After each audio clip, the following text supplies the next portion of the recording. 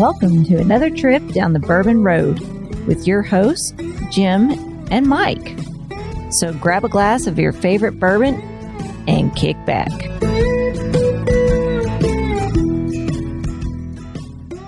Hey, this is Big Chief, and you're listening to the Bourbon Road. You know what I love to pour in my old fashions is a little maple syrup. Can't be just any maple syrup. It has to be from Seldom Farms up in Ohio. He takes bourbon barrels, pours his syrup in there, and ages it for 6 to 9 months, making for some delicious syrup that you could pour on pancakes. You could pour it on waffles, chicken and waffles like this fat guy likes. But seriously, you want to make a delicious cocktail with some maple syrup and not that old simple syrup. Check out seldommaple.com. Pick up some stuff from there today. We'd appreciate it. Hello, everybody. I'm Jim Shannon. And I'm Mike Hyatt. This is the Bourbon Road. And today, Mike, once again, we're on the road. One of our favorite cities. Yeah. Favorite little city, I guess. Is Little city. It's a city. It's a city. Is it? Yeah, it's a city. There ain't no skyscrapers, Jim. It's the capital of Kentucky. It is. It is. And they got some bourbon here, too. That's what my favorite thing about Frankfort is.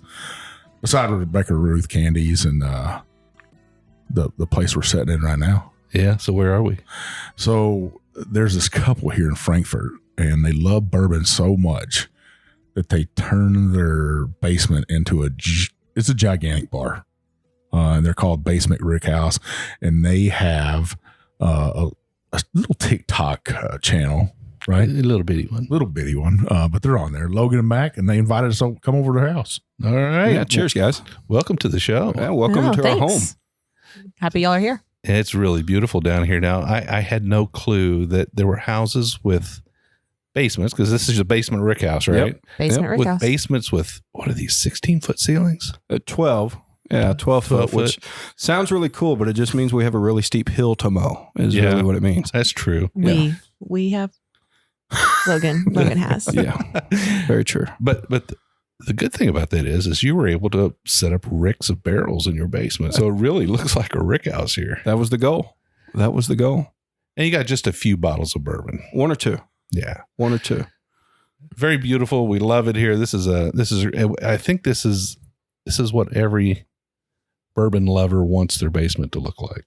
Yeah, I would think so. I think I'm looking over there. I'm trying to count barrels. There's 15 barrels over there somewhere about. Yeah, 14. Yeah, 14. 14 of them. Yeah. I'd had to take my shoes off, Jim, to finish counting there. But well, anyway, so we're sitting in the Basement Rickhouse today with our new friends. We've known each other for a while now, but right. Yeah, we've been trying to put this together for a while. But this is the first time we've been able to sit together in the Rickhouse and enjoy some bourbon together. Or in the case of this first half, a little bit of rye, right? Yeah. What'd you guys pour for us? Yeah, so this is our Castle and Key Restoration Rye single barrel pick that we did. Had a barrel release party, I don't know, a month or so ago, I guess now, and just fell in love with this barrel. I think ryes are one of those things that people love them or they hate them.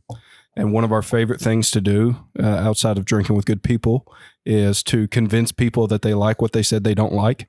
It never fails. Somebody will come to the bar and they'll say, well, I hate X brand. And so we'll do a blind tasting with them. And my goal is always to get them to go, man, I really like this. And I get to reveal, oh yeah, that's X brand. Right. And so same thing with ryes, people that don't like ryes, we wanted to find something that we call a bridge rye, something that a rye drinker could go, yeah, this is really good. But a bourbon drinker that doesn't really like rye could also taste it and go, yeah, man, this is a rye, really. So that was the goal for this pick. So Restoration Rye, it's a 5-year, one of their few 5 years that they've done. It was barrel number 260, I think. 260. So it was one of the first. So this would have been Mary Ann's, pride and joy when she was there. Yeah. And so this was rolled in there pretty early on when there was not very much of their own product there in their rick houses. And so that was pretty exciting to be able to find one that was so, early on in the days. And then be able to find that it's still really, really good. Now, where does rye sit on sort of your preferred profiles? Each of you guys. Yeah, I mean, once we started hanging out, when Castle and Key started releasing their rye, I think I jumped in with both feet, and kind of created my own little rye corner of the bar where it's like, here's all of Max ryes over here, and got really into the different single barrels. I think that's one of the things that I really love is that you can have some name brand, but all these single barrels could be so very different. And so I'm just, collecting them all and trying to find the different flavor profiles. And this is one that, like Logan said, it's not on any kind of edge. It is something that I think most people can try and find some real enjoyment in. A lot of different flavors in this one. It's pretty complex. Yeah, and I love rye. I mean, I think it's robust in flavor. Everybody equates rye to spicy, and I don't think it's spicy. They're spicy in the sense of like Frank's hot sauce spicy. It's not that. It's spicy in that you get a lot of baking spices from it. Sure. So it's not necessarily always hot. And I think this rye is tried and true proof of that. It's not a spicy Frank's hot sauce spicy rye. It's just robust. Well, I'm excited, Mike. We haven't had this one yet. Well, you have. I have already had it. Well, I got to go to that barrel release. Thanks again for the invite. Of course. So very welcome. It's always awesome to go over to Castle and Key to Yes. a private event, or and when you walk in there, I'm sure you guys feel this. Everybody knows you, and I saw so many friends over there that either I knew who they are, or they knew who I was. People that never met me before, they're like, "You're here," and I'm like, "Yeah." They were like, "You know them?" And I was like, "Of course I know them." Yeah, it's like Cheers. Oh, yeah. Norm. Yeah. But what a great pick it was. A great event you guys put on. You're saying it's not Frank's Red Hot, but Red Hot candies now. Okay. That I get that spice in this. Oh, those little round ones, the little round. Well, they're like, I don't know what those things are. They're a little long. Looks like a peel. Oh, you mean hot tamales? Maybe that's what Yeah, I'm that's thinking. what- Yeah. The hot tamales are kind of shaped like a Yeah. Good and Plenty kind of. Yeah. Yeah. We know our candy pretty good, Mike. Well, heck, let's drink some of this thing. Cheers. Cheers. Cheers.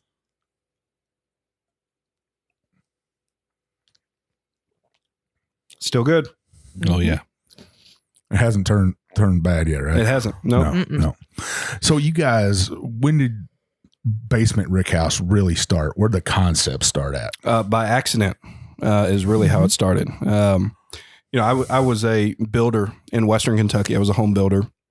And we moved to Central Kentucky, and I started designing kitchens. And so I've always had that skill set, and loved bourbon. Love the history of it. When we moved to Central Kentucky, you've got two options.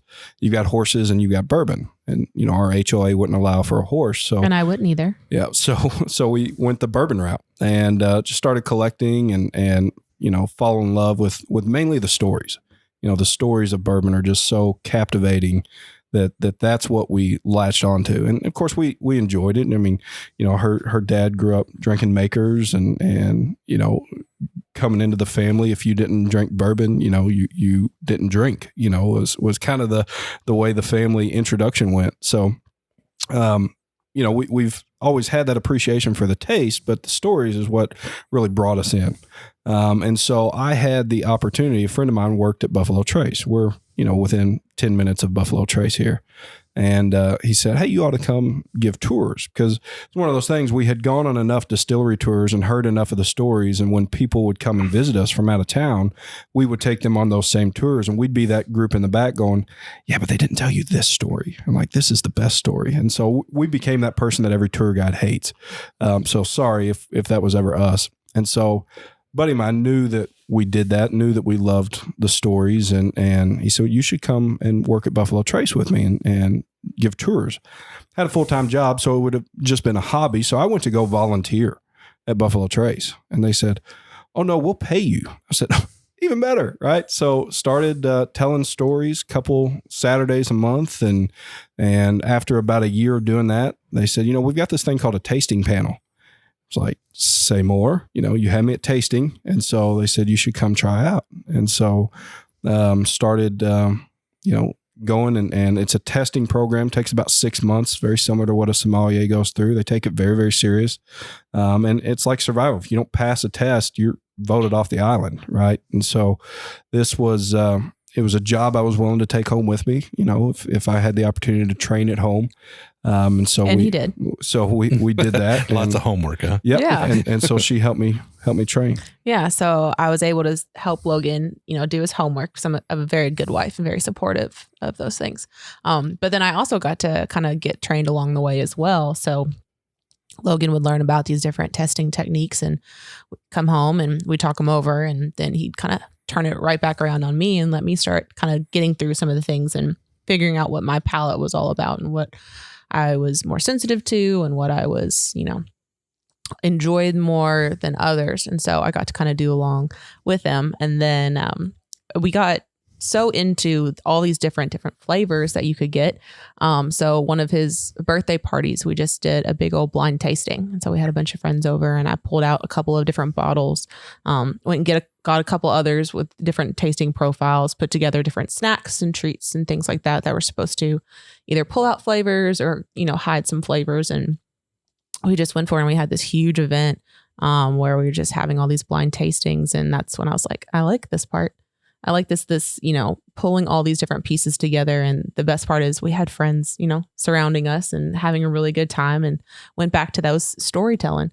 And that's what kind of got us into it on our own. And then that's where we really wanted to bring other people in.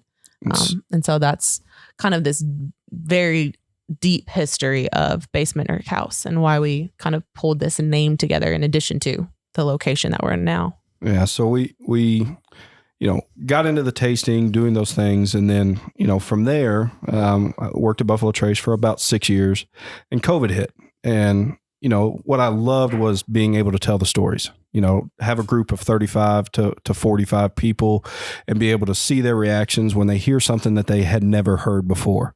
It was a blast. And then COVID happened. And of course we took several months off, but then when it came back, it was, a group of 6 to 8 people, which is great. It's very intimate, but it just lost some of its luster, and at that time we had started building this bar in our basement. And as I was doing it, I was posting pictures on a Bourbon Facebook group, and everybody on there's like, you got to start a TikTok, you got to start an Instagram, we got to see it. And I'm like, listen, I'm not a dancing teenager. I have no idea how to do that. So no, I'm not going to do it, but got it done. And Mac knew when we bought the house, we walked down, we saw this big open canvas, and she knew that we wanted a bar and was going to build a bar. And so I had drawn out, this is what this is going to look like, but she didn't know about the Rickhouse side. That was strategically left off of the drawing that he showed me. Yeah, that's true. So, built the bar, started building the Rickhouse, got it finished, and then we were hosting a mixology class down here for friends. Hired a mixologist to come in. Everybody paid the mixologist and had dinner and all kinds of stuff. And so it looked really cool down here. And figured out how to film one video, just walking down the stairs, paying the bar, didn't say anything in it. It wasn't in it personally, couldn't see us. It was just panning the bar, figured out how to upload it to TikTok. And I didn't even tell her about it that night. Woke up the next morning and I was like, hey, guess what? We're on TikTok. And she's like, no. Like, yeah, we're on TikTok. And so I'm figuring out how to pull it up and, where to find this video that we had posted, and it had 100,000 hits on it. And I was like, well, that was fun, and at that point I'd already left Buffalo Trace. And so we said, well, let's see what we can do. The endorphins had kicked in. And so I started telling these 1 to 3 minute stories. Paul Harvey was always a hero of mine growing up. And so I loved the rest of the story. And so I just started kind of still in that format of storytelling and brought whiskey and bourbon to it. And, it took off, and then Matt got into it as well. Yeah. So on the storytelling part of it, I really wanted to take that time to bring in the other points of view, right? The names that aren't celebrated as much or weren't known as much, especially at that point. So I really wanted to do women in whiskey and kind of start elevating and telling their stories, which was really important to me. And I loved the opportunity to connect with some of the women that are the front runners. We interviewed Marianne Eves and Jackie Zykan. It was amazing to hear these women who, were jumping into this male dominated world and having a really good time of it and actually being able to do what they wanted. Got to talk to Peggy No Stevens, and I think she's just so welcoming to everyone that comes into the industry. And even us, I'm like, hey, I'm just on social media, no big deal. And she's like, yes, let's do it. And running into her at a couple of different events since then, she's so sweet and just so welcoming. So I love that. And I just liked being able to tell her story and share those pieces. And then when we we're like, hey, we're loving the social media side, but we want to do more than that, then that's really where we started bringing the people back in. If you'll notice most of our stories, and our videos that we do, we want to keep bourbon and whiskey approachable, right? Because so many people got turned off because if you weren't doing the highbrow way, then you weren't really a part of it. This was, some sophisticated thing.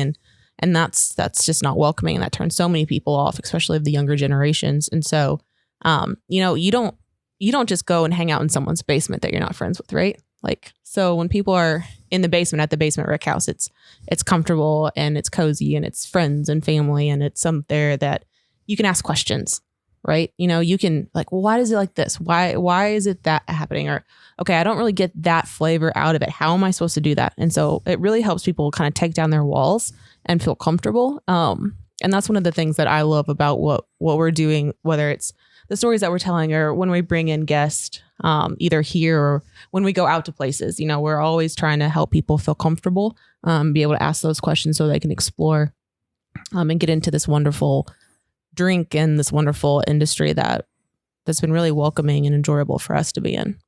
Yeah, our motto, and you'll see it on our website and other places, is it's not about what you're drinking, it's about who you're drinking with. Their dog, Jim Blanton, over there. Oh, yeah.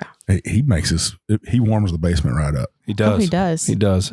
Yeah. We've had everyone who's come in here pretty much, Blanton will just come up and start jumping at their ankles. And then it's like, okay, well, you want me to hold your dog? And then they're like, oh, well, now we belong. So he does have to jump to hit the ankle. He does. Yeah. Yeah. He's a little 3-pound mini For Yorkie. people that don't know, just pretend he's a Great Dane or something, please. No. Blanton is a big name, but a small dog. He is a 3-pound teacup Yorkie. I wanted a lab. We compromised. I lost. So no, we compromised. I got the dog and you got the name. I would tell you that I have a yellow lab and named Woodrow. Nice. Good name. And you probably made a wise decision in Blanton because of the size he is, number one. Oh, yeah. Number two, labs come with lots and lots of hair. Yeah. Yes, they do. Like vacuum cleaners every day full of hair. Yep, So absolutely. Great dog. I wouldn't trade him for the world, but Blanton, I would love to see a video or a photo of him cut a Blanton's bottle down and fit him inside there. Oh my gosh, he would that totally would be a good photo He could of do him. it. He could do it. Yeah. So I hope to see that from you guys. We'll work on it. Yeah. I almost bet he would fit in Blanton's bottle. Oh, yeah. Especially when he was a puppy. He could fit in the palm of your hand. Which people make fun of us like, oh, you named your dog Blanton? Like, yeah, he's 11. So it was Blanton before Blanton's before people were lined up and you could find Dusty Blanton's sitting on a shelf. Yeah. Yeah. He sure doesn't look 11. He looks like a baby. He does. He looks like a little puppy.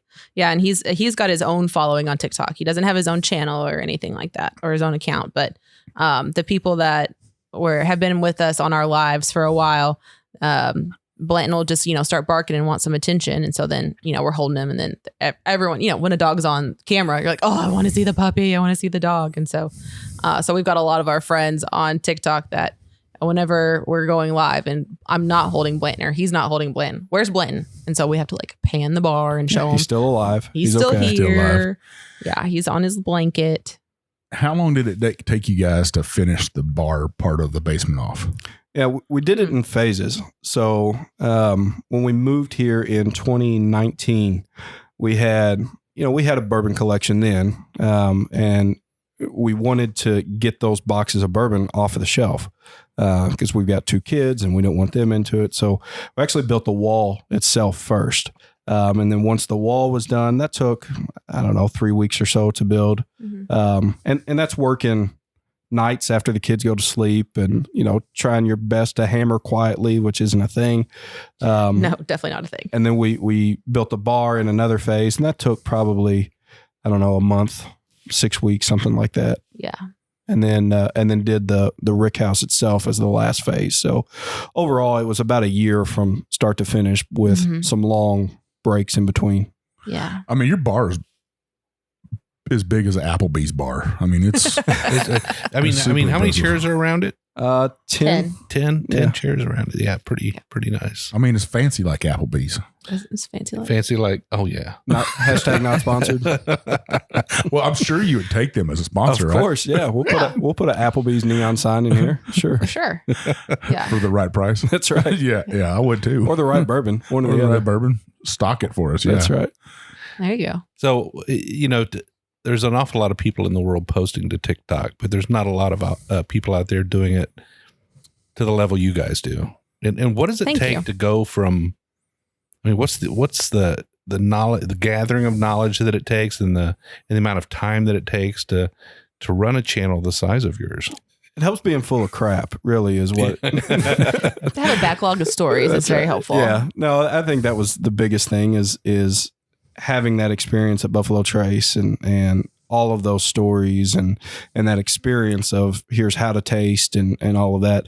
Having that certainly helped. And then just being a fan. One of the things that we love the most is we're not just telling Buffalo Trace stories. I mean, we're getting into all the distilleries and the lesser known parts of those distilleries. So, you can see around our basement, we've got a lot of bourbon books and, we'll read old newspaper articles and things like that from Prohibition to see, what we can find and all of that. So, And we've made some pretty good friends that like to help us tell the story. So we've made friends with someone who worked at the Fraser History Museum back when they were putting everything together for the bourbon area, the bourbon floor.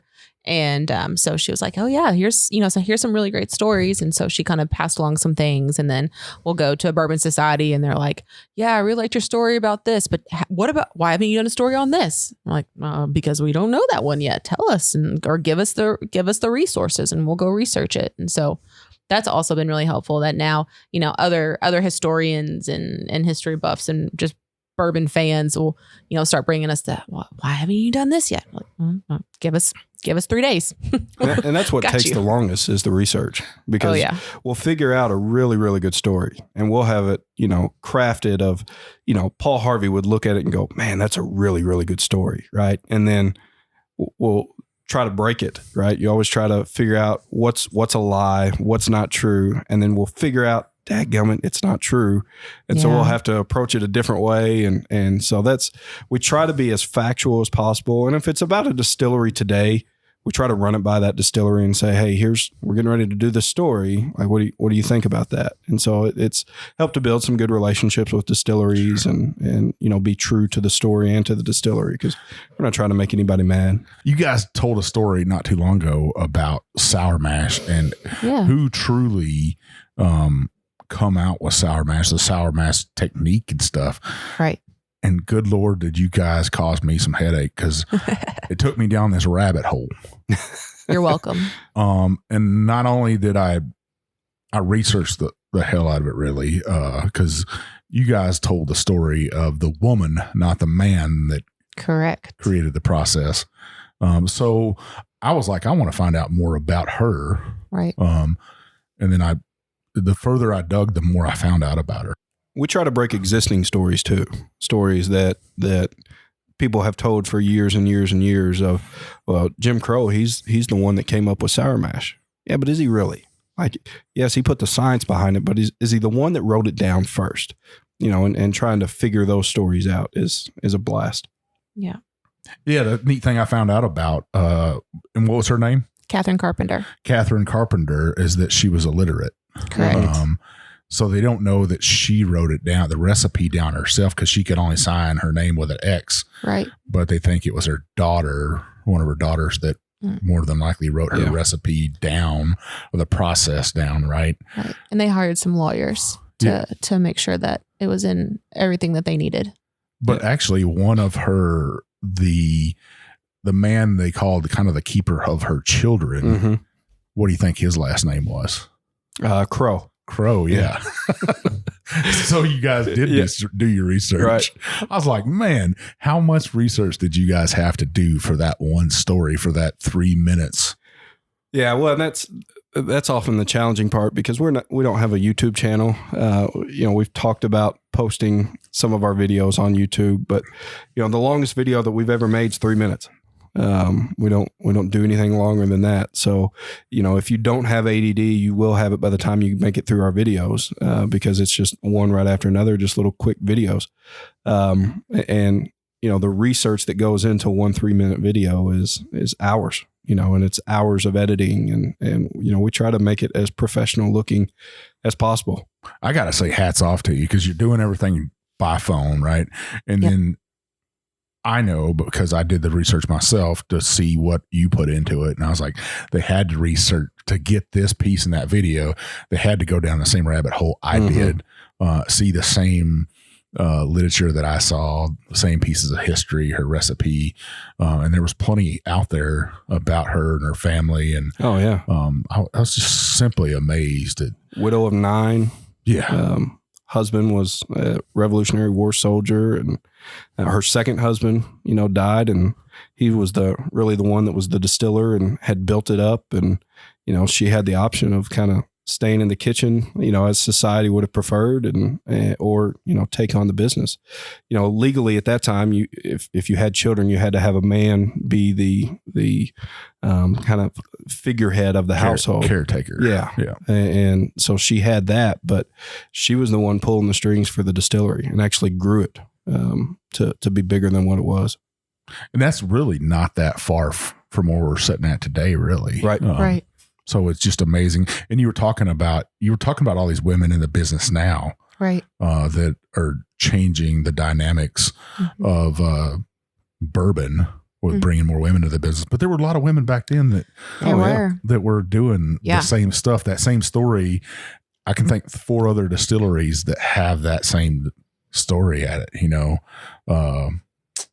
Nelson Greenbrier is one of them. Of one of those stories. A lot of people don't know how much Maker's Mark, a woman, had influence in that distillery. Oh, yeah. So, I mean, they were the first ones doing bourbon tourism because Miss Marge wanted to build a distillery that people wanted to visit. Yeah. Yeah. She was the first one. She was like, oh no, there's going to be a future where people will be coming here. This is not a factory. This is a destination. Which Maker's Mark is a destination, but it's hard to get to that destination. It is. It's a journey. As many are. I mean, they didn't plan for these places to be, tourist destinations. They were factories. So you bought the land that was available and that was cheap and had good transportation to get there. But, many of them are out in the middle of nowhere. Yeah, but now we know that you can get in a canoe and you can go there by boat down Hardin's Creek, right? Well, I don't know about Hardin's Creek's a little bitty. I don't know. I think you probably get ankle deep water anyway. I'm not getting in a canoe because my canoe just sit on the bottom. Maybe you guys all sit in a canoe and be fine, but I'd be hitting a gravel bottom just banging along. All right, Mike. Well, my glass is empty. We're up against a break. Why don't we take a few minutes, let the rest of you finish your drinks, and we'll get back to it. Yeah. Listeners, stay with us. You're going to have, you got to get on their TikTok. You got to get on there, and maybe in the break, you get on their TikTok real fast and check it out, become a follower.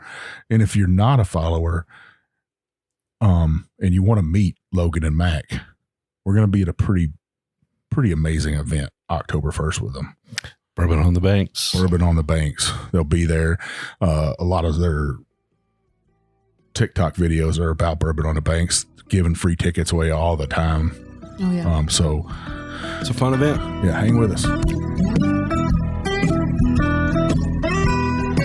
Man, Jim, you know what I've really been enjoying lately? Oh, you're going to tell me. Some of that Seldom Seen Farms maple syrup that's been aged in bourbon barrels. It is absolutely delicious, not only in a cocktail, but you can cook with it, right? You can. You absolutely can. Now, Mike, Kevin just sent me a new shipment, so I got a little bit more. And I've been making some beef jerky lately. Really? Yeah. Now I know you're the meat master, but I tried my hand at it. I said, I want to make some beef jerky, and I've got a pretty decent beef jerky recipe, and it's got a little bit of soy sauce, a little bit of Worcestershire, a little bit of, onion powder, garlic powder, those kind of things. But I always put brown sugar in it. Well, this time Kevin sent me a bottle of his granulated maple sugar. Wow. And I decided that I was going to substitute the maple sugar for the brown sugar. Oh, game changer. Let me tell you. Total game changer. Huh? Total game changer. Some of the best beef jerky you've ever had. So I'm going to make another batch here in about a week, and I'll be sure to get you some. Man, that sounds delicious. Vivian took, and we just got an air fryer like most people got these days, right? And she took and soaked fresh pineapple in that maple syrup and then put it in the air fryer, and it kind of crisped up a little bit. Oh, sounds good. It was just magically delicious. And people probably wonder why we love it so much. Kevin competed in the Maple Festival last year, 2021, and he was named grand champion. That's saying something. So Seldom Farms, grand champion of the 2021 Maple Syrup Festival. Yeah. Wow. That's saying something. Yeah. You're going up against some heavy hitters in maple syrup. And I know we're talking about just the syrup, but, that's something to be proud of. Hats off to you, Kevin, for winning that. Kevin's also competing in a couple other competitions. Make sure you check out his website. Check out his social media on Instagram and Facebook. You won't be disappointed. If you want to buy something from him, where can they go, Jim? You can go to seldomseenmaple.com. And Kevin and his crew, they've got a great website, very easy to navigate. They got all their products on there. You can buy their maple syrup by the bottle. You can buy it by the case. You can buy that sugar. Oh my goodness, Mike, that stuff is so good. And they've got some other gift sets there too. So you definitely want to check it out. Well, he's also going to be in some distilleries pretty shortly here. Some distilleries that I love and I know you love. He's going to be down at Leaper's Fork. You could find a syrup down there aged in their barrels. Treaty Oak down in Dripping Springs, Texas. I was just out there. His syrup's going to be there. Awesome. And at Garrison Brothers in Texas, if you think you love some maple syrup, make sure you go into Garrison Brothers and pick up a bottle from them also. Kevin appreciated it. I know he loves people. You're supporting a local farmer, a local product, a small family. This is no factory place that's putting out maple syrup, right, Jim? This is a good man doing good work. Yeah, gotta love it. Well, make sure you check out his site, like Jim said, seldomseenmaple.com. Pick up a bottle today.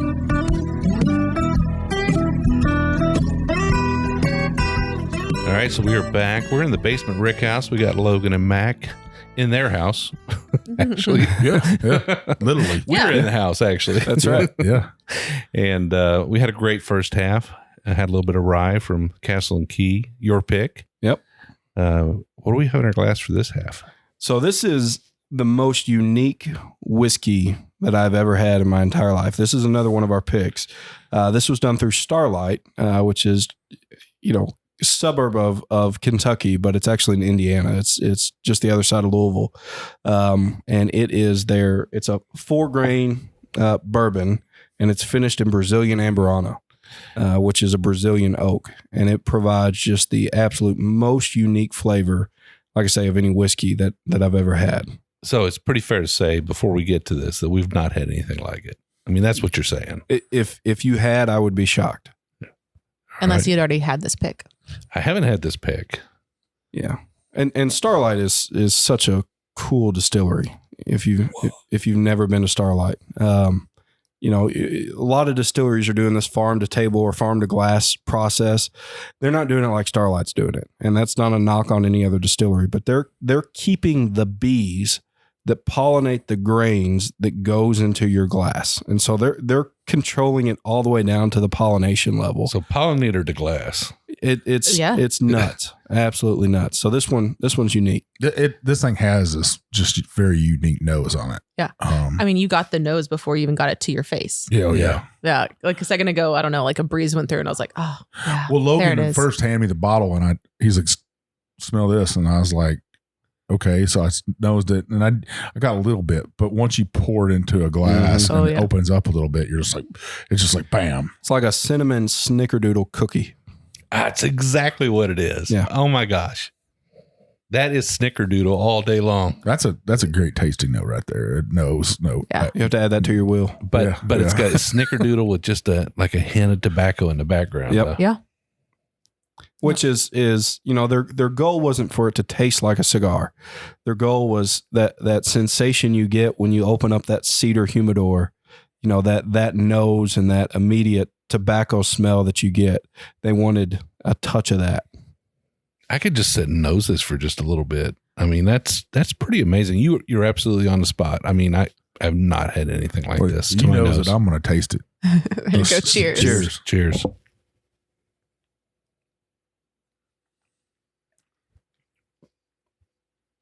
It's not bad, is it? It's actually really good, but it's very unique. And I would say that for that reason, it's probably not for everybody, right? Yeah.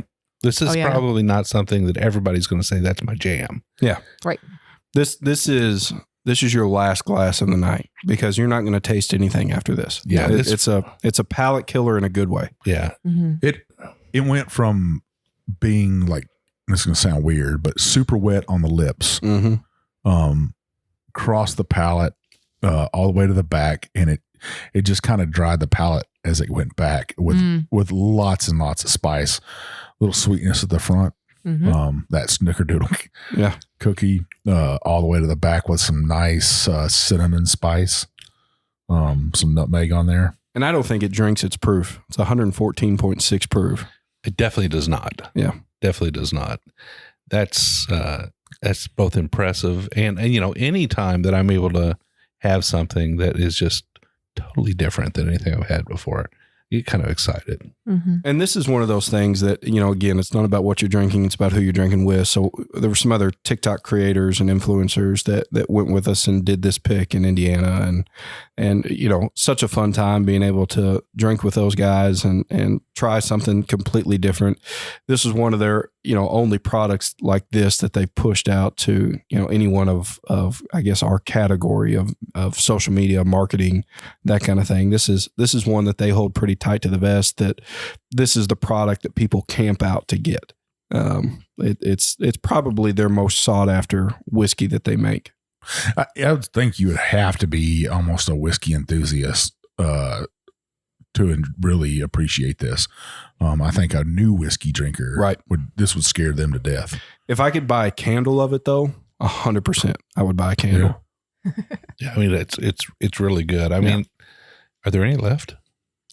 We literally this bottle that you guys are drinking, and one that we up above our bar, we keep the first bottle of all of our picks. So we've got that one and this one, and that's it. Yeah. Well, Mike, if we're ever fortunate enough to be invited back to the Basement Rickhouse, we'll know what to ask for. That's right. There you go. That's right. Yeah, we always people want to ask us. I think most people are intimidated if we come to their bar or their house, and they're like, "What do you guys want to drink?" And I see almost a lot of things I've had multiple times, but I'm not looking for that. Right. I'm perusing for what I haven't had in my life. And this is something right here, like you said, the only thing I can think that comes close to this is a Joseph Magnuson. And so this is called a cigar batch. Yeah. And I forget what theirs is called, a cigar blend, I think it was. And there's been nothing against Joseph Magnus. They've got a fantastic product. But this in head-to-head competitions has won 9 times out of 10. I bet it has. Yeah. I've had the cigar blend. It's been a minute. Actually, I had it with some roadies when we went down to Third Turn. Yeah. Remember that? Watching the Derby, I think. Yep. Yeah. Nice. So you guys got another pick that's coming up, though. Yeah, we do. We do. And we haven't announced it yet. So I guess this will be our announcement. But we're actually going to fly out to Colorado and do a pick with Old Elk. Well, that'll be good. Yeah. Yeah. That'll be real good. So in case any of your followers aren't, a lot of people are like, wait, hold on. You're leaving Kentucky to do a bourbon pick? Are you, who are you? Are you crazy? And at first I was a little kind of nose in the air. earlier on in my bourbon days of like, you can get bourbon anywhere in the United States. You can make it anywhere in the United States, but it's only going to be good if it's from Kentucky. And that's kind of my issues. And so even when we found Old Elk and I was like, started reaching, I was like, it's okay.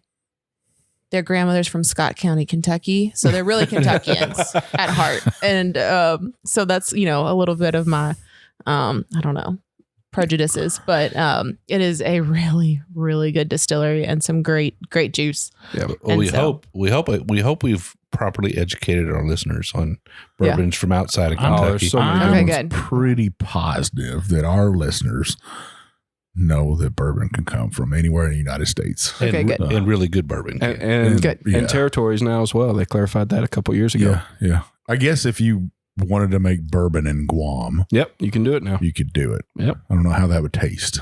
Be interesting. So they did an experiment, Independent Stave Company, which is one of the largest barrel manufacturers, if you don't know who they are, in the United States. But they did an experiment where they took the same exact mash recipe and they aged it in Kentucky, same exact distillate, put it in Texas, and then sent one to Scotland. And they compared the aging to it and how Texas aged so much faster and had so much more spice as opposed to Scotland, which took twice as long to get it to that age. So I don't know what Guam would be. That'd be pretty interesting. Guam's just hot all the time, isn't it? Yeah, I think more humid and hot. But I was gonna say, Logan, man, I just love you for saying that because I've said that to so many people about not just about Texas, but Scotland and Kentucky, and it drives me insane when people are like, well, bourbon's gotta take 8 years, and it takes 8 years in Kentucky. Right. It might take 18 years in Scotland. It was a pretty cool study. But Texas is only going to take months. 18. Well, I don't know, 18 months, like pushing 32 months is Texas, somewhere in that range. Yeah, they did the same exact char level. They even tried to pull wood from the same tree. That's how precise they got. So Independent Stave Company does some really, really cool experiments. Yeah, I'm glad you brought that up. Me and Jim have tried to tell people that about whiskeys in different regions. Colorado is its own animal, right? You can have different regions in Colorado. The high desert compared to down the plains, and the altitude and barometric pressure plays a huge role in the aging, and it's just drastically different there. And then have you done an episode on that yet? We have not. No. Oh, there you go. It'd be hard to fit that into 3 minutes, though. Mm-hmm. That's right. That's one of the other things. It's like, oh, this is a really good story. Can we do it in 3 minutes and give it everything it needs? It's like, okay, we'll just write it on there. Maybe one day we'll be on YouTube list. I can't tell you how many people have come over to our house, and I'll pull out a Texas whiskey for them, and the first thing they go for is just, oh, how old is that? Yeah, and I was like, don't worry, it doesn't matter. Yeah, don't worry about that. Yeah. Just pour it in your mouth and let's see how it tastes first. Yeah, and then I'll tell you how old it is, and I'm about to blow your mind. Yeah, that's what we'll do a lot of times when we lead tastings. Is we won't even tell somebody what it is. We do a sip and swap occasionally where everybody will bring a bottle. We'll pour it for the group, and then you rank it from your most favorite to your least favorite, and then everybody draws a number and they get to pick which one is their favorite, and take that bottle home. So you don't, leave with the same bottle that you came with. You might. You could, but we tell people the blind tasting is where the hype train goes to die, good or bad. Yeah. Mm-hmm. Oh yeah. And I don't care how experienced you are, you can get surprised. Oh, absolutely. You can get put in your place pretty quick. Absolutely. Yes. Now you guys have been doing this TikTok thing, and you got a pretty good. You got 50 or 60,000 now. Mm-hmm. Yep. Followers on there. Yep. And do you run into other? You said you did. Some people went on this pick right here, but what are some other big bourbon TikTok accounts for our listeners that are like, okay, I'm going to get on there and I'm going to watch your guys' video, but I need some other videos to watch? Yeah, there's a lot out there. There's 60-second bourbon review. Steve, he's out of Louisville, and he does reviews. Whiskey Diz is another one, just hilarious content. Dad's Brown Water, another funny one. So there's a ton of bourbon comedy out there on TikTok that is just hilarious. That they'll come up with, they'll hear a song and relate it to bourbon somehow. And it's just, it's hilarious. Yeah, you can go down a definitely rabbit hole on bourbon TikTok. There's a guy named Bourbon Bibbs Bourbon. Bibb and Bourbon. Yeah. He's hilarious. He's always on there, and he usually makes fun of people with other bibs. Is what he's on there with. Well, the algorithm in TikTok is so fine tuned that if you just watch a bourbon video for longer than 8 seconds, it goes, "Oh, you must like bourbon." And so it will just start playing bourbon videos on repeat for you. So it's scary, but TikTok gets to know you pretty well and knows what you like. So that's why, this pick and what kind of bourbon is it's called Bourbon TikTok, which it's not a separate app that you can't go to the app store and search Bourbon TikTok. It's TikTok, but after you engage with it for so long, all you see is bourbon stuff. Now you guys do lives on there a lot too, right? Yeah. We do, yeah. Now, what do you got to have? How many followers do you have to do a live? 1,000. 1,000 people on there. Mm-hmm. And then how long can you go live for? Oh, hours. Oh, gosh. Days. How long do you think our longest been? I think we did 4-hour one once. Yeah. It was pretty rough by the end. I'll peek in there real fast. Yeah.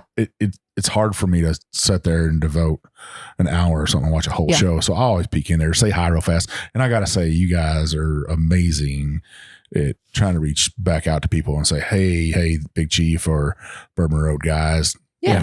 Thanks for popping in and stuff. I always like to show that we're trying to support our fellow bourbon social media people, right? I That's just right. love it. So, and your guys' content is always spot on. There's some other stuff out there that I don't enjoy. Right. I don't enjoy people doing bottle chugs and stuff like that. I don't like any of the shock stuff. I tell you what I like about yours is that you start telling a story and immediately I'm saying to myself, I know what he's going to say. Like, I know what this is about. I already know this. But if you just sit there for a minute, you're like, oh, wait, I didn't know that. Right. I didn't know that. Oh, this is pretty cool. Yeah. So, I mean, that's really what I love about it. Yeah, that's it. Yeah. That's what I love about it. Yeah, we don't care for the shock stuff or the controversial stuff. We as PG as you can keep bourbon, we try to keep it pretty PG. Just again, as Max said earlier, keeping it approachable. There's people that just get turned off by so much that, we try to keep it something for everybody. Something that if you're new to bourbon, you can get on it and go, oh, that's really cool. If you don't even like bourbon, you can get on and go, man, that's a story. Whiskey shaped so much of the world that we live in today that if we can relate it back to that, if you don't like bourbon, that's okay. Or if you're an expert, if you've been doing the bourbon stuff for 30 years and you go, I literally know everything, you can watch us and hopefully you'll go, that's really neat. I wasn't aware of that small component of it. And bourbon can be used, as you guys well know from where you're from, can be used for good. Yeah, absolutely. The tornadoes that hit central or western Kentucky, right. You guys are from right there, right? Yeah. Right. Yeah. So that hit home to you. 100%. And you saw that bourbon, the bourbon community, the bourbon world came together to support your My families, your hometown, and they're doing it again this year. Yeah, right. Eastern Kentucky's just been. Sadly, it has to happen, but yeah. But they're doing it. You can see that whiskey in Kentucky, especially, can be used for good. And Eastern Kentucky's been hit by these flash floods, flooding and stuff. I think the death toll's up to like 37 or something like that. It's terrible. But bourbon's doing it again. Right. Mr. Fred Minnick is, he's stepping up his game, and hopefully they raise the same amount of money as they raised for the tornadoes victims for these flood victims out there. Yeah. Well, that's what makes this so neat is this is a brown drink that, you could go to the liquor store and pick anything off the glass and have a similar experience with it. But when you dive into the people behind it, the stories behind it, and just the camaraderie behind it, what you can do with it. I mean, we had a blast raising money for Western Kentucky. We'll get involved in Eastern Kentucky. Humane Society here in Frankfort, had a Humane Society that's in the floodplain that would flood every 6 or 7 years. And so we did, 7-8 videos, and Bourbon TikTok stepped up and we raised $280,000 because of some stupid videos. So you just never know what you can do with the power of the internet. We tell people all the time, the internet is insane. Yeah. It is definitely who you can reach to and across the world. And what they grab hold of. You never know what they're going to just latch onto. Mac, I like that you had said that,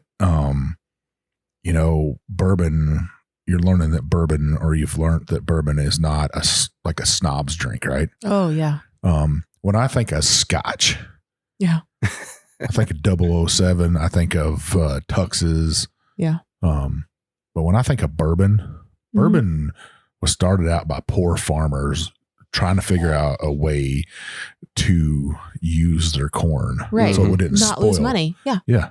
Right. Save the farm. Now, farmers, as we know, they're not the wealthiest people on earth. They're just down to earth. Yeah. And that's what bourbon is just about. And I love that you guys show that. Wouldn't you agree? Those are blue collar drink? Yeah. Blue jeans, boots, and flannel. There you go. I mean, it's the PBR of whiskey. There you go. But it's for anybody. Yeah, it is. And we've definitely had so many people who they're like, I'm really sorry for asking this. Like, I know I should probably know this, but it's like, no, the Basement Rickhouse is where you are more than welcome to ask all those questions. Please ask the questions. And in our lives, we get people all the time. All right, my so-and-so is not into bourbon. What should they start with? And I was like, okay, that's fine. Like, let's jump into it. Or, I'm just now new to bourbon. I was really bored during COVID, so I started drinking bourbon. And then they just like ask all these questions, and it just makes people feel so comfortable and connected. We have somebody who took one of our classes not too long ago as a veteran, and has only been back from being deployed for not very long. And he said, being able to be in this community has made all the difference in the world. It's really tough to come back from a deployment and reconnect with community, but you guys made it easy, and I really appreciate it. And I was like, dude, we're just telling stories, and we're just here. But I think that's one of the things that is what our goal is. We want everyone to feel comfortable to be at the table and to ask the questions and to just be part of community. I've heard a lot of veterans actually say that about bourbon. And it hits home from both Jim and I because we're both veterans ourselves, but you're looking for that camaraderie that you had in the military. And there's so much camaraderie in bourbon. Absolutely. Between not just social media, but the bourbon drinkers themselves. And most people wouldn't see this until you go to a festival or something amongst the distilleries with like social media and I consider some of those bourbon distilleries, the master distillers, they're like family members or good friends. You just get to build this friendship with them. Yeah. And that you don't see that around the clear liquors, right? There's something about what it takes to continually pour into this drink, this brown drink that takes years to create, somehow just creates connection on so many different levels. And the fact that you're not just, when you're drinking this, like you have to sip it. You can't just like walk in and throw this back. Like you have to sit. And if you're going to sit there, you can pull out your phone or you can talk to the person next to you. And so I think it creates something that allows community to happen more than other beverages or other options. And so I think that there's just something innate in this that is community that is really, really interesting and something that we've really got to enjoy. Now, how often do you guys hold events down here, like bringing friends and stuff in or classes? We do a class probably once a quarter. We do virtual classes, and then we'll do an in-person class in here. So virtual classes, it's a certified bourbon steward class. So it's Stave and Thief, Moonshine University. It's their content, but then we put our spin on it. So we dive a little bit deeper into certain things and tell, the rest of the story on certain things. So, but we do that once a quarter, selfish plug here, basementrickhouse.com. If you want to sign up, there's a schedule on there of all of our upcoming classes. But, it's a ton of fun. It's a great way for people to meet and build that camaraderie that we talk about. And let's talk about that for a minute, because we've probably got a lot of our listeners who have heard about that certification. and just are wondering if they should take that next step. Yes. We've had people that know absolutely nothing about bourbon that can't even drink it yet. As Max said, our number one question is, hey, I'm new to bourbon. I don't like it. What's a good starter bourbon? And we say a cocktail. You're not going to find a bourbon day one that you absolutely just fall in love with if you've never had a whiskey before. So start off with a cocktail, right? And so we've had those people in our class. And then we've had literally people that have bought into distilleries and are in the industry take the class in the same class. Oh yeah, that was fun. And everybody walks away with something, because it gets into history, it gets into distillation, it gets into misconceptions, and it also gets into you're now an ambassador for this industry. You have to take that seriously, because if you put that pin on, that you're saying, hey, I know something about bourbon, and you have a choice to make at that point. You can raise your nose in the air and you can become the snooty, I know more than you do, or you can go, hey, let's talk about this. Maybe you can teach me something, or maybe I can teach you something. It's that approachability. And so we focus a lot about that in our classes as well. So covers a wide array of various topics in the whiskey industry. Its goal initially was for people in the industry, either bartenders or liquor store, employees that could speak intelligently on the product of, yes, this is different than Scotch or Irish whiskey or Canadian whiskey, but I don't know what it is that makes it different. So it dives into Scotch, it dives into Irish whiskey, Canadian whiskeys, and it allows you to speak intelligently on not only why it tastes different, but what in the process makes it taste different. What are the legal requirements that make this a different product? Mike, I've thought many times about taking this course and getting certified, but I'm a little worried that we wouldn't be bourbon bullshitters anymore. I think we'd still be, who says that bourbon is the PBR of whiskey? Yeah. No, seriously. Matt keeps bringing up Paul Harvey, and I just think I could hear Paul Harvey myself. Yeah. Oh yeah. And God made bourbon. There you go. I could hear him saying that. Yeah. Yeah. I don't know why we haven't taken it. It's just for us, I think it's a time thing, Yeah. Some people are like, hey, you guys got this great job and stuff of having a bourbon podcast, and it must be really fun. And 90% of the time it's really, really fun. Yeah. I'm not going to lie. And the people are great, right? But I don't think people realize how much work goes to putting on a show. And I know you two truly understand. Sure. It takes a lot of work, and try to pull away and get something else done besides our day jobs. Mm-hmm. And both of us have hobby farms. So that's a whole nother dynamic by itself. I was giggling why you said you have hills to mow here.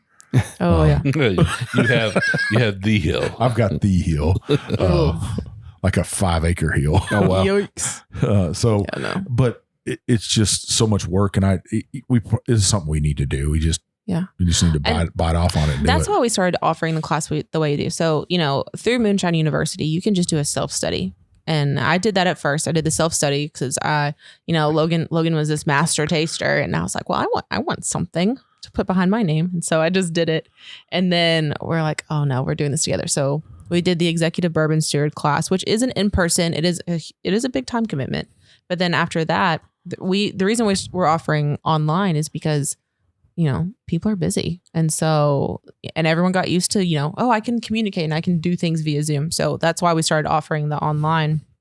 And then we do the in-person. The in-person is like a 4 to 5 hour in-person experience. And then the online, it's just 2 nights of 2 hours. And we get through it. So we go through the whole book in the span of 4 to 5 hours. Now, where do they find your classes that you're putting on? Yep. BasementRickhouse.com. Under events, you click on it there. You can register. It includes the book, includes the pin that you get, which the pin gets you free drinks. It does not get you free drinks. We talked about this. It does not. Okay. It should get you free drinks. Well, should, we got some drama here, Jim. Oh my gosh. So Logan started saying this, and I'm like, hun, they're going to not let us teach this class anymore if you keep saying this. And he's like, okay, should. And then one of the people in our class was in Chicago wearing his pin, and he got free drinks at the bar. So it does get you free drinks. So Not then he jumped in our somebody. live and told us. And so he and Logan have been razzing me like, it does get you free drinks. Jim, it might be cheaper than having a podcast. It might be. Maybe we can just get a pen. Well, Take the course, get certified. So the difference between bourbon steward and executive bourbon steward. Very similar content. Executive Bourbon Steward, which they just came out with a virtual option, but the executive has to go through Moonshine University. We teach the Certified Bourbon Steward class, but it's the same exact book. The difference is the executive, you actually go to the location and you make whiskey. So you get to dive in a little bit deeper, a little bit more hands-on with the distillation. You get a nosing kit. And also the difference is about $400. So it's expensive. It is. To go to the You executive. know, that thing's only like probably 4 blocks from where I work at. And Yeah. I've actually catered event back in 2018 or 2017 there. And we've been offered to take a free class there. Yeah. So we probably should just, It's about the time. You know, it's about the time. But Yeah. we just like being bourbon bullshitters. There you Speaking go. of that, and our t-shirt, I noticed you guys got t-shirts. You guys got yeah. your t-shirts on your website? We do, yeah. And what t-shirts do you offer? So we've got the one that I'm wearing, which is, we call it the Bourbon Journey, which shows corn, a still, a barrel, and a glass. So it's just the process of bourbon. Our best seller though is it's a Our political political. shirt, which it's Blanton and Van Winkle 2024. Bringing spirits to America. So that's our best seller. We've got several others. We got, Mega Pint from the Johnny Depp trials. We've got the definition of what Mega Pint is if it were bourbon. So we got all kinds That's of stuff cool. on Yeah, there. some really fun stuff. T-shirt, long sleeve shirt, sweatshirt. Glasses. you Oh know. yeah, yep. We got glasses. and you'll have all your merch at Bourbon on the Banks. We'll have some of it. Yeah. Yeah, we'll bring the Bourbon Journey there for sure. Maybe the political shirt. Yep. This year. Well, Bourbon on the Banks is, listeners, if you don't know about it, October 1st, you can buy your tickets today. Go on there, buy some tickets. I know they'll appreciate it. There's over 80 distilleries right now, I think. Yeah. It's huge. Just So amazing. in other words, there's no way, I don't care who you are, I don't care if you're Big Chief, you're not going to sample all 80. Oh no. It's not going to happen. I don't know. We've seen people try. We We've seen have. them try. You can try, but you But you will you'll be fail. that You will silly fail. guy off in the trees. That's right. If I can't do it, I'll guarantee you nobody else can do it. That's right. So that's one of the most interesting things is, I don't care what other town claims anything. Frankfurt is the heart of bourbon country. It is the birthplace. Maybe not the birthplace, but it is the heart. And so Bourbon on the Banks is right there along the banks of the Kentucky River. Sorry, Bardstown. Yeah. I you know how true that is that Oh, you two know yeah. about that. So we did a show on Benchmark, Oh, benchmark. the McPhee brothers, right? And they were some of the first people in Kentucky that walked right up the Kentucky River. They found this little thing called the Buffalo Trace, and then they took that Buffalo Trace so they didn't have to walk through the wilderness Right. to the banks of back to the banks of the Kentucky River. It took like 15 miles off their trip because, as I know, the Kentucky River is just this windy snake-looking thing, and so they walked across that. And one of the benchmarks they laid down for surveying land for these rich guys in Virginia was right here in Frankfurt. Yeah. So the birthplace of bourbon, maybe. Well, I mean, it definitely is the birthplace of good bourbon, right? All right. I mean, which sounds like I'm, throwing jabs and smacking people in the face, but I mean, you look at what Colonel Taylor did to this industry. There's a reason he's called the father of modern bourbon. And there's so many misconceptions.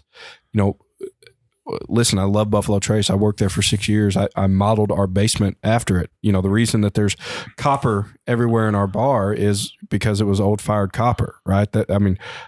Buffalo Trace is in my blood, but they do a really good job of claiming Colonel Taylor. Well, his role at OFC was so minuscule there. He wasn't there very long. Yes, he built it to what it was, but bottled and bond. Right. 1897, he stepped in. He did that at what is now Castle and Key. That bottled and bond was the first consumer protection law. Not milk, not tobacco, not medicine. Not meat. Whiskey was the first consumer protection law, first truth in advertising law. Again, whiskey shaped the world. And Colonel Taylor had his hand in at least 7 distilleries. And there's a good case to be made for even more. But Woodford Reserve, Castle and Key, Buffalo Trace, the Hermitage, Old Pepper Distillery. I mean, you name it, you can run through. And Colonel Taylor is Frankfurt true and true. There's another small distillery here in Frankfurt that a lot of people don't realize is here, right?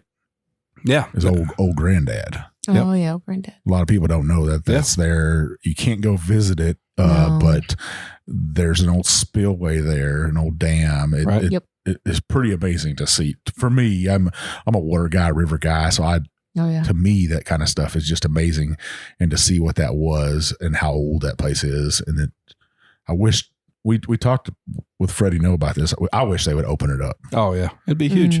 Be huge. Well, I mean, and what he did, we talked about Crow earlier in the show, right? You know, you wouldn't have Colonel Taylor if you didn't have Crow. You know, Crow was not the founder of sour mash whiskey, but he figured it out, right? He was the scientist behind sour mash whiskey, and Colonel Taylor hired Crow's protege to teach him whiskey. You know, Taylor was a banker, and so he hired Crow's protege to teach him the modern technology and the modern science of whiskey.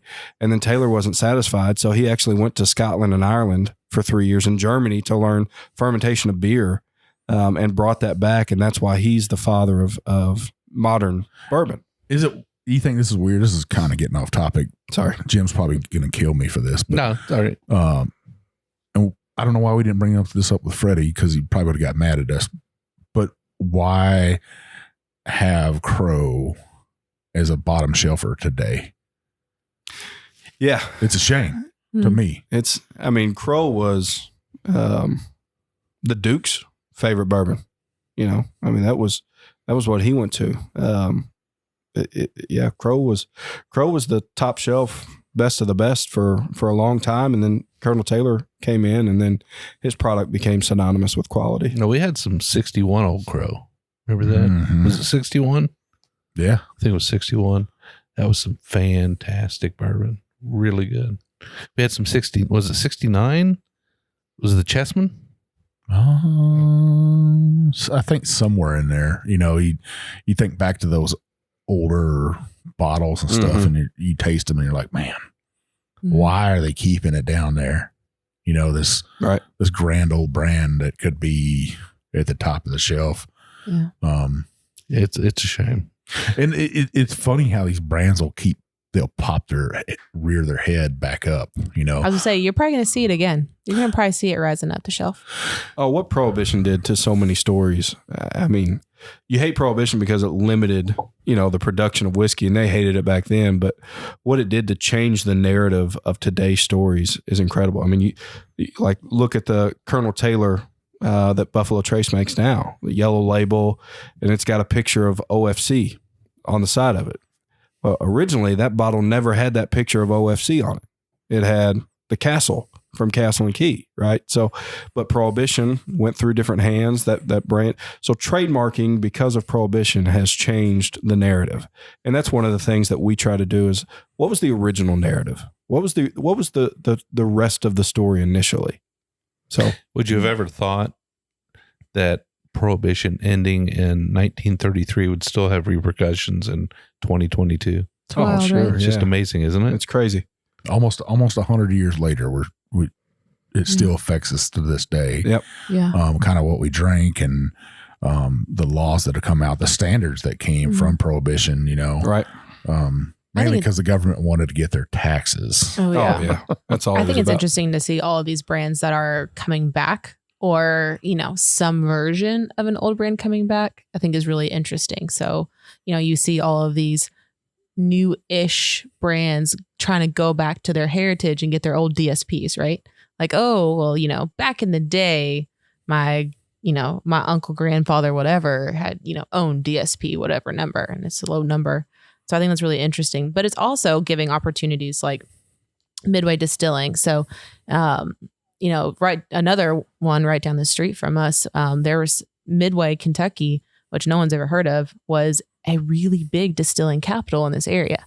They had multiple different distilleries that got destroyed by Prohibition and fire. But now people are able to come back and start kind of revitalizing that distilling history in Midway. And so Bluegrass Distillers is over there, kind of revitalizing the Midway distilling brand and bringing that back to life. And so that's another thing that Prohibition did that's now providing new life. So yes, there's some negatives and there's some things that we do one way or the other, but there's also some new life happening, now almost 100 years later because of it, which is pretty interesting. So it doesn't sound like you guys are going to run out of content anytime soon. No, I don't think so. Nah.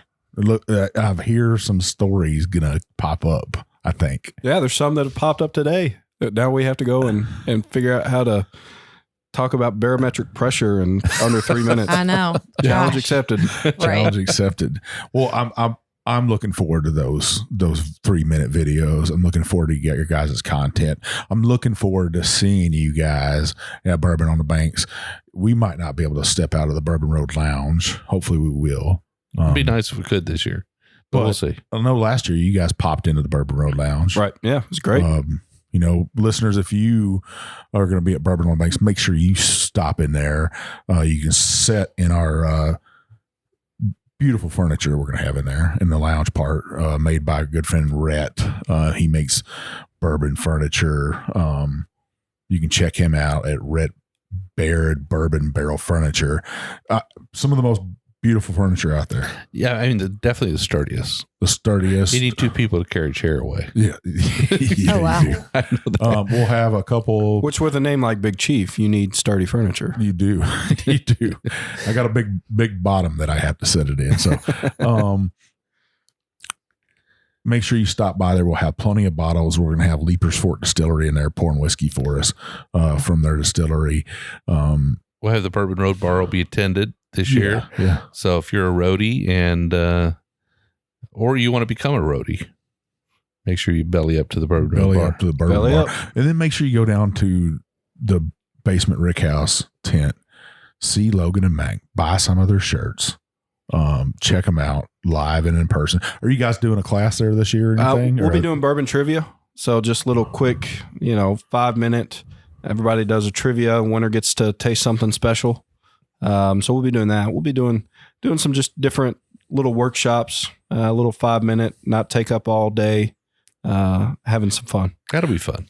Now, I was going to say, you told us, where do you buy your shirts at again? Yeah, basementrickhouse.com. And then you can find us on TikTok, basement_rickhouse, Instagram, same basement_rickhouse, Facebook, all the major places. Yeah. Well, I mean, what a great discussion we've had here today, Jim. Really have. One last question. You guys have done all this research. You've really dug into the backstories and a lot of the stuff you do.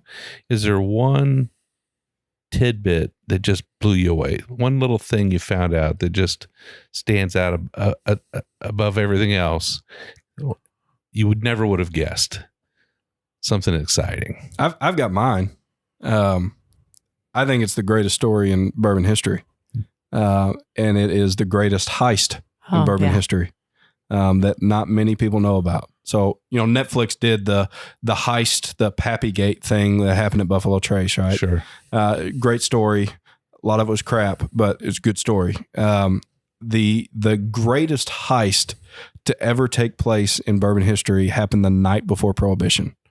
It's George Garvin Brown, so Brown Foreman, his son, along with some other small distilleries, banded together to get a ship. Prohibition happened. You had some options. You could break your barrels, discard the product. You could ship your barrels, or you could pay heavy fines on those barrels, which that was the number one. You paid fines or you discarded them. They had a provision in there where you could keep literally some in your basement. So that's why we like that provision. For small gatherings, that was allowed, but it was a small amount that you were allowed to do. But the night before Prohibition happens, George Garvin Brown Jr. and some others band together and find this ship. And they load 20,000 barrels of bourbon onto this ship and ship it to Europe the night before Prohibition happens. And so they took barrels from themselves and shipped them over and sold it there. And it became so sought after. Everybody wanted this Kentucky whiskey that it was next to impossible to find. Wow, what a great story. What about you, Mac? Is that same story? No, I think my favorite is Madam Mary Dowling. Oh yeah. I think she's my favorite story that we found so far. So, so now that bourbon has to be an American product. Well, it wasn't always that rule. I'd like to think that one of the reasons that is a rule is because of Mary Dowling. And so again, Prohibition story. Mary Dowling was over in Lawrenceburg. She was also a widow, and she was taking the family business as far as it could go, bringing up her children into the family business. Then Prohibition happens. She applied to get medicinal whiskey license, and she was denied because it was very political. Her friend, Pappy, did have that. Pappy Van Winkle. Yeah. And so at his distillery, so he bought some of her barrels from her so that that product could still get sold here. And then she put the rest of it in her basement because of the provision that said, if you have it in your basement, you can use it for personal use and, those kinds of things. And so, they bootlegged out of her basement for a while, which was phenomenal. Unfortunately, they got raided by, I don't know, everybody that could, I guess. And so they put her on trial. She broke the law. She was going to get put on trial. She was going to get put in prison for everything that she did. While she was on the stand, it was just, so much for this poor woman that she became ill, passed out. So they had to suspend the trial because, this woman who was running this family business and had all of her family relying on her simply couldn't handle sitting on the stand. So they were ready to call court back into session. And all of a sudden, they realized that the court reporter had mysteriously died between the time that court was suspended and court was coming back, and no one could read his writing. So she got off. Oh, wow. Yeah. So she got off, which is really great. And that's a really great thing that happened. And then continuing on from there, she realized that the feds were following her and watching her and her family. So she couldn't continue to do that. So she shipped what she could down to Mexico with the help of Jim Beam, the Jim Beam family, and started her Mexican distillery. So they were making bourbon in Mexico. Mexican, what was the label? Mexican Dowling Distillery. Yeah, something like that. And so they were producing, and she was producing such great whiskey and somehow getting it back into the United States that everyone wanted her Mexican distillate. They didn't want the American. So Pappy Van Winkle wrote her a letter saying, hey, I know what you're doing is great, but I can't sell your stuff here anymore because your Mexican product is saturating the market. So her product that she continued to do, product that was coming into the United States, was so good that Pappy couldn't sell his stuff. He couldn't sell her original stuff because of what was going on there. So unfortunately, she died before the end of Prohibition and before being able to come back to the United States. But she's one of my favorite stories. So many distilleries at that time, after Prohibition ended, because of what she had done, they thought, well, maybe it's something to do with Mexico and the temperature there, because they had figured out that temperature played a key component in the aging of whiskey. That they said, well, it needs to be made in America. And it took them 30 some odd years, but in 1964, they were finally successful in making whiskey or making bourbon a distinct product of the United States. And so we like to think that Mary Dowling may have had a role in that. Well, heck, two awesome stories. Great stories. Yeah. So you can watch more of those on our Instagram or on our TikTok. Well, Logan, Mac, it's been a pleasure to have you on the show. And thank you so much for inviting us into the Basement Rickhouse, giving us an opportunity to experience this great thank you guys space. for being here. You really have something here, I tell you. Thank you. You probably have the bar, like I said earlier, that everybody wishes they had in their basement. Oh, yeah. Yeah, most certainly.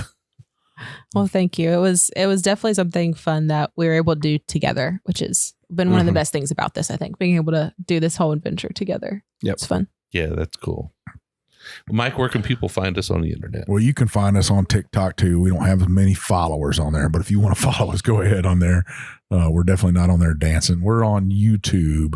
We're on Twitter. We're on Instagram and Facebook. Our main place you can find us is on Facebook. We got a private Facebook group called the Bourbon Roadies. A bunch of like-minded whiskey drinkers. You got to be 21 to enter. You got to like bourbon. Hell, who don't like bourbon? You also got to agree to play nice because we don't tolerate rudeness in there. Meaning if you drink from the very bottom of the shelf, which is Old Crow right now, all the way to the top, which is maybe some of that E.H. Taylor that you like so much, Jim. We want you to come in there, be able to celebrate life, celebrate whiskey, whether you're retiring, having a birthday, having a baby, having a grandchild, even if you have somebody pass away and they were a whiskey drinker and you want to raise a glass to them, we want you to be able to do that, drink your kind of whiskey without somebody being rude to you. Yeah, so we do 2 shows every week. Every Monday, we do a craft distillery episode. Mike and I will sit down with a single expression. We'll taste it. We'll talk about it. We'll let you know whether we think you ought to add it to your bar or not. Remember now, we're just a couple bourbon bullshitters, but we have drank just a few whiskeys, haven't we, Mike? Just a little bit. Every Wednesday, we'll do a full-length episode. We'll have a guest on, like Logan and Mac. We'll deep dive a subject. We'll have several expressions. Every week, you can expect that Wednesday episode to last about an hour to 30-minute halves. We'll get you to work. We'll get you home. We hope you listen to both episodes every week. But, Mike, what do they have to do to make sure they don't miss one? Well, you know what I'm about to say, Jim. You go to the very top of that app, hit that check sign, that plus sign, the subscribe sign, and let you know, hey, these 2 jokers have an episode coming out today. And then we want you to scroll on to the very bottom of that app, hit that 5-star review, leave us some comments on there. You know what's going to happen if you don't. The big bad booty daddy of bourbon's going to come to your house dragging maybe some Old Crow with him. You drink it all night long, maybe cook some chili, eat it up. By the end of the night, you're going to leave us that 5-star review, some comments. But seriously, those comments, those reviews open up doors to distilleries. It opens up the Basement Rickhouse to us, gets us invited over here to drink whiskey with Logan and Mac, provide great content to you. We really do appreciate it. Now, Mike and I are very approachable. If you see us in a liquor store, you see us at a show, if you see us wandering around a bourbon event, make sure you come up to us and say, hey, we'd love to shake your hand, have a drink with you, find out a little bit more about your bourbon story. If you want to reach out to us, you got an idea for a show or a guest on the show, make sure you do. Get on our website. We've got a contact us page there. We'll be sure to get back with you. You can always send us an email. I'm Jim at the Bourbon Road. He's Mike at the Bourbon Road. But like we always say, probably the best way, slip into our DMs on Instagram. I'm Jay Shannon63. I'm Big Bourbon Chief. And we'll see you down the Bourbon Road.